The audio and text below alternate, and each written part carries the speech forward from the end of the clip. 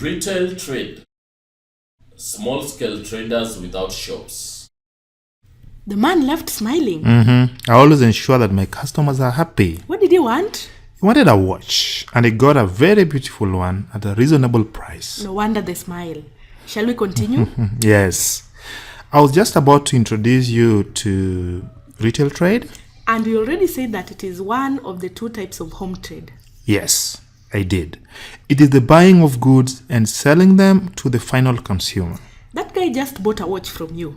Does that mean that you are a retailer? Yes, I'm just but one example of a retailer, as you soon going to find out. So, where does your wife get all these goods from?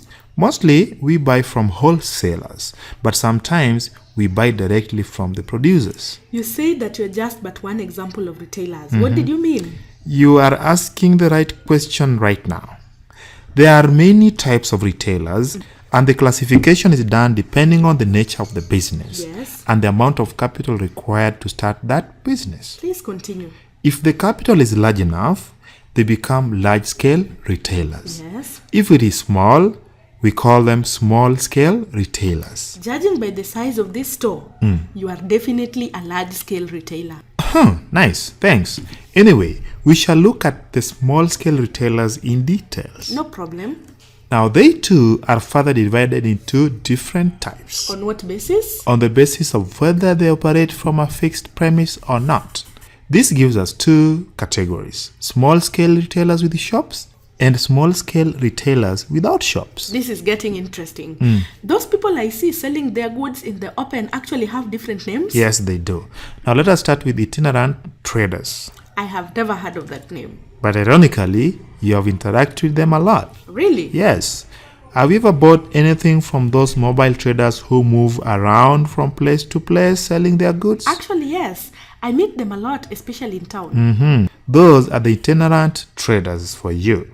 Most of them walk around with their goods on their backs and hands, while some use bicycles and motorcycles. Just to get this straight, are they also called hawkers? Yes, we have hawkers and peddlers. What about those traders who sit by the roadside? Are they also itinerant traders? Not really. They are called roadside sellers.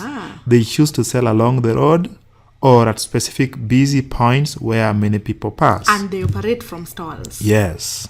The stalls are made of wood and are movable from time to time. Now you are describing my mama mboga at home. Most roadside sellers sell fruits, foodstuffs, as well as utensils and clothing. Have you ever been to a market center? Of course, my mother sends me there every other day. These market centers are set aside by the government so that traders can have a place to sell their merchandise. Most market centers have their market days, and it is in these days that you find a lot of traders and a variety of products to choose from. That's right.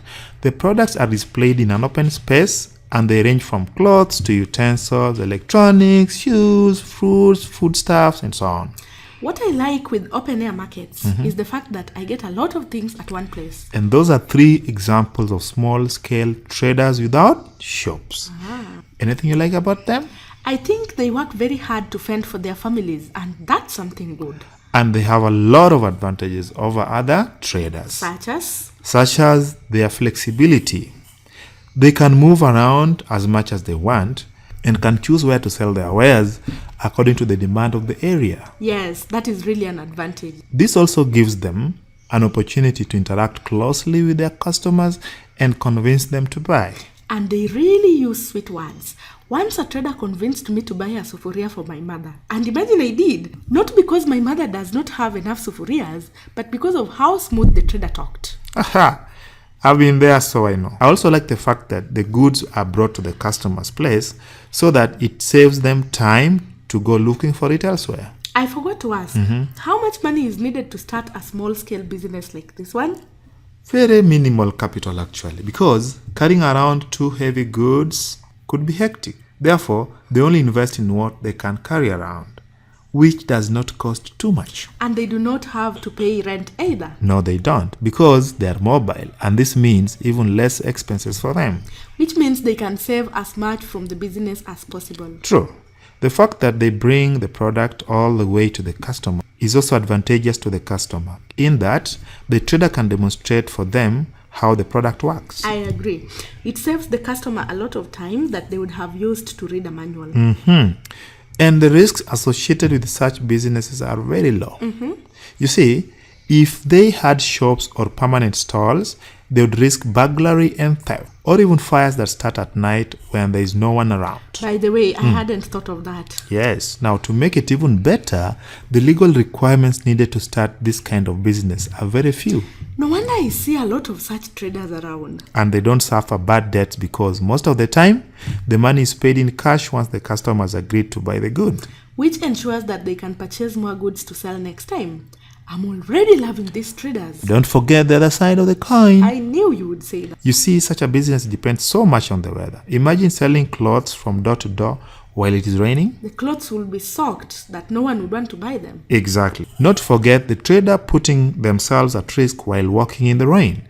Small-scale traders without shops are also limited to the type of goods they can sell. Why? Because they cannot sell goods which are too big to be transported around. Oh yeah, that makes sense. And sadly, the customer can be cheated on the quality of the good. Oh no. Yes, not all traders are honest. Some will come at your doorstep with low quality goods, but still try to convince you to pay at a very high price. That's too bad. Indeed. Now, these traders are also so many that the competition is so high. Do you know what that means? Yes. When the competition is too high, the profits tend to be low. They can only offer low quantity of goods because transporting goods is cumbersome. So if the customer wanted more, they would not be able to provide that immediately. Which may lead to customer dissatisfaction. Yes. And lastly, the security of the buyers are not guaranteed because these sellers come from anywhere and everywhere. You never know. They could be the same people who come back at night to rob you. Now that I know the disadvantages of these traders without shops, I think I'd like to know about the traders with shops. Maybe they are better. We shall find out soon enough. Allow me to rearrange these clothes first. Okay.